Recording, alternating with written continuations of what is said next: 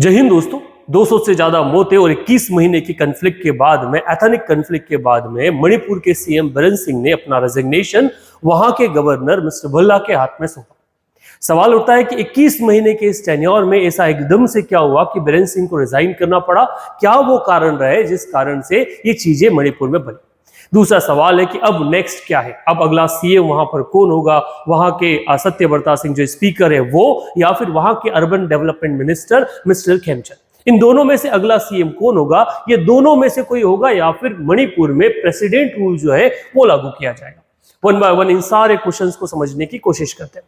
अगर main cause माना जाए रेजिग्नेशन का, तो कॉज हो सकता है the opposition from the Kuki zone leaders waning popularity in the Methi majority Imphal Valley, and their call for resignation from the opposition, withdrawal of support from the key NDA partners, and the pressure and unhappy colleague in the valley is the reason for the resignation of Mr. N. Birren Singh. इसके साथ में एक और बड़ा reason है, और वो reason है वहां पर होने वाला बजट सेशन, जिसको वहां के स्पीकर ने आज से मतलब मंडे से कॉल किया था।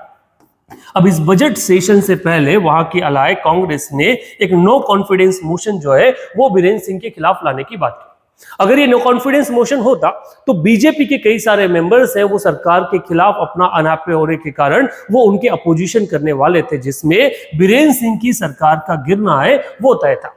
मीन्स अगर संडे को वो रिजाइन नहीं करते तो मंडे को उनकी सरकार जो है वो असेंबली में गिर जाती, और उसी एक्यूमुलेटेशन से बचने के लिए बीरेन सिंह ने एक दिन पहले ही वहां से रिजाइन कर दिया। ये रेजिग्नेशन के बाद अब सिचुएशन क्या है, या मणिपुर की पुरानी सिचुएशन देखी जाए तो मणिपुर एक एथनिक कन्फ्लिक्ट से गुजर रहा है पिछले 21 महीनों में। इस मणिपुर में अगर वहां की पॉपुलेशन की या डेमोग्राफी को देखें तो वहां पर 53% के आसपास मेथी पॉपुलेशन है, जो मेनली हिंदुइज्म और सनामाहिज्म जो है उसको फॉलो करती है। वहां पे सेकंड पोजीशन पे नागाज है जो मोस्टली क्रिश्चियन है, 16 पे कुकीज हैं जो भी क्रिश्चियनिटी से बिलोंग करते हैं, और 7% पॉपुलेशन जो है वहां दूसरी।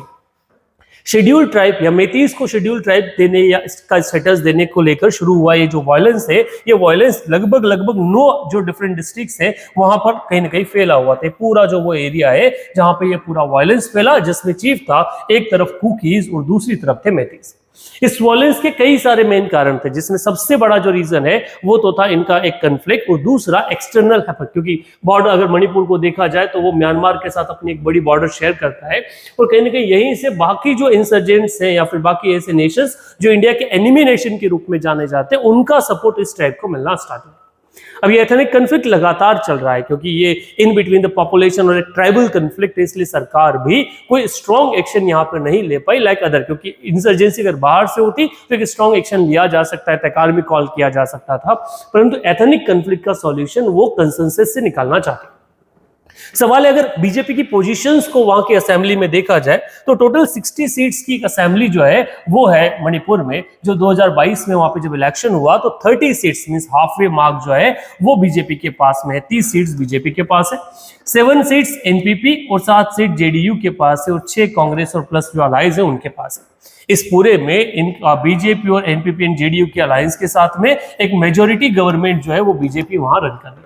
वर्तमान में बीरेन सिंह के स्थिति के बाद भी फिर संभावना यही है कि बीजेपी वहां पर गवर्नमेंट जो है वो फॉर्म करे, क्योंकि बाकी के पास में गवर्नमेंट फॉर्म करने का जो नंबर है वो नंबर नहीं। पर सवाल है कौन, या तो प्रेसिडेंट रूल या फिर कोई और।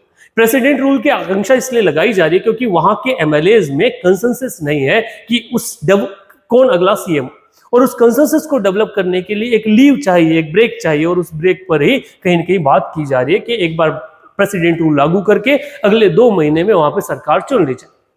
वही एक धड़े का मानना है कि वहां का अगला जो सीएम है वो इन दोनों में से कोई एक हो सकता है। पहला मणिपुर के जो स्पीकर है जिनका नाम तोकचोम सत्यव्रता सिंह है, ये तो यहाँ के शायद ये यहाँ के क्या हो सकते हैं, नए सीएम हो सकते हैं, या फिर वहां के अर्बन डेवलपमेंट मिनिस्टर युनमचन खेमचंद जो है वो अगले सीएम हो सकते हैं।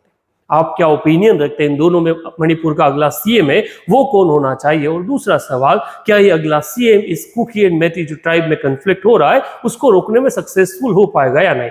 कमेंट बॉक्स में